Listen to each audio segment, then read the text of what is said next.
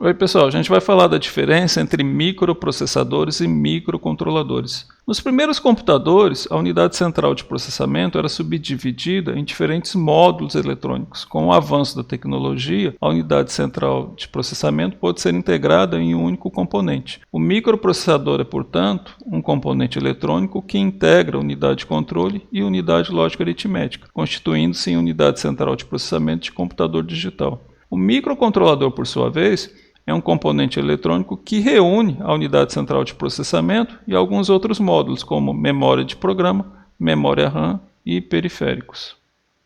Para você melhor compreender a motivação de se integrar uma unidade central de processamento a outros módulos em um mesmo componente eletrônico, vamos analisar a organização de um sistema microprocessado, como por exemplo o computador pessoal. Nela, ao ser energizado, o Pentium acessa a memória de programa para buscar o código com o qual deve inicializar os diferentes periféricos, como o controlador da placa de vídeo, o controlador do teclado, o controlador do hard disk. Ao término da inicialização desses diferentes periféricos, o Pentium vai proceder à leitura do hard disk de tal forma a fazer o upload do sistema operacional na memória de dados. Para o projeto de um sistema como esse, o engenheiro deve realizar a especificação de cada um dos componentes. Ele deve especificar o tempo de acesso da memória, a capacidade da memória, a faixa de temperatura de operação, tendo sempre em mente o custo de cada um desses componentes. Uma vez que ele tenha concluído a especificação de todos os componentes, ele deve proceder então o roteamento da placa de circuito impresso, realizar a soldagem de todos esses componentes, então ele pode começar a realizar a programação do sistema microprocessado.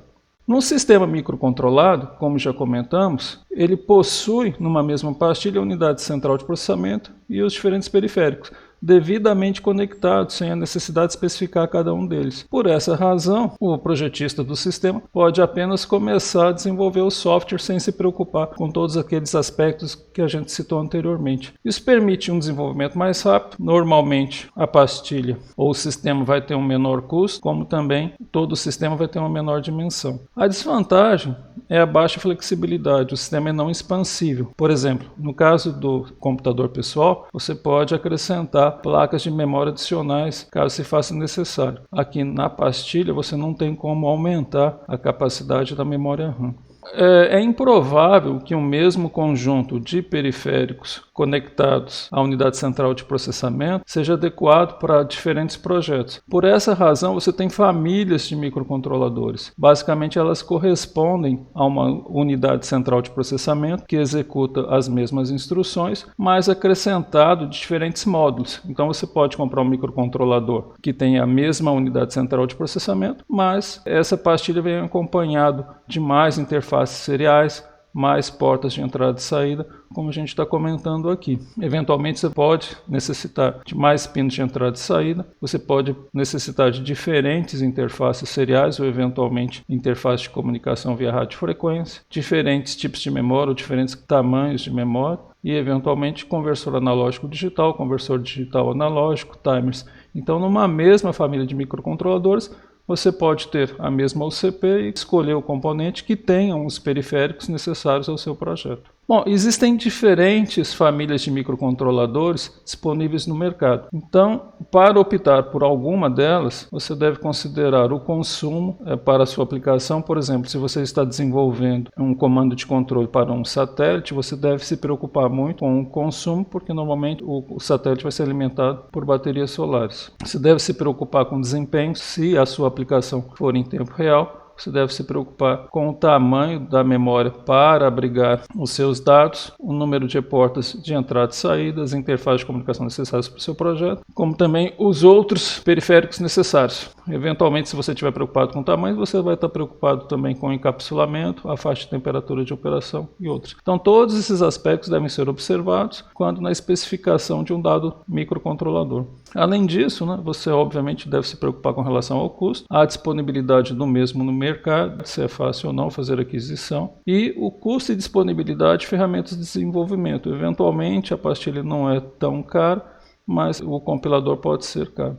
Então você deve verificar se o compilador, simuladores e suporte técnicos é adequado para o seu projeto. Bom, nós iremos trabalhar com o 8051, que é um microcontrolador que foi desenvolvido pela Intel na década de 80. A razão da escolha desse microcontrolador é o fato dele ser bastante simples e, portanto, adequado para a compreensão de conceitos básicos, e a posteriori, mais para o final do curso, a gente vai trabalhar com o microcontrolador que está sendo mais utilizado no mercado atualmente. Dentre as características básicas do 8051, tem-se que ele é uma unidade central de processamento de 8 bits, ele pode endereçar até 64 KB de memória de programa externa.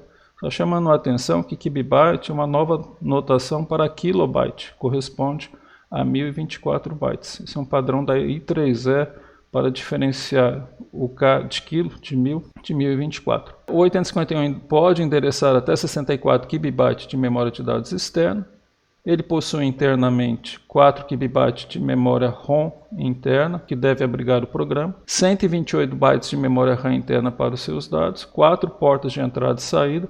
Cada porta de entrada e saída tem 8 pinos. E ele aceita até 5 fontes de interrupção. 2 devido a interrupções externas, 2 devido a timers, 1 devido à interface serial. O que a gente está apresentando, né, é um esquemático do 8051, de tal forma que você possa consultar e recordar que ele tem 4 KB de memória de código, 128 bytes de RAM, 2 timers, 4 portas de entrada e saída e 1 porta serial.